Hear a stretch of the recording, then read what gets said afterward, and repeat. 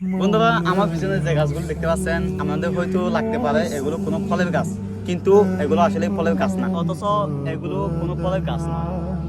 এগুলোকে গ্রাম ভাষায় পাতাকেট বলে। এগুলো দিয়ে এই জর্দা, সিগারেট বোতল, তামাক এগুলো উৎপাদন করা হয়।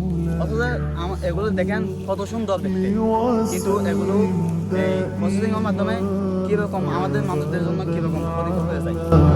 অথচ দেখেন আমাদের আশেপাশে এমনও অনেক মানুষ আছে যাদের দেখলে সরল সিধা বিশ্বাসী মনে হয়, কিন্তু আমরা যখন তাকে একটু তার কাছে যাই এবং বিশ্বাস করতে শুরু করি, তখনই তার আসল রূপটা দেখা যায়, ঠিক কিছুটা এই পাতারির মতো।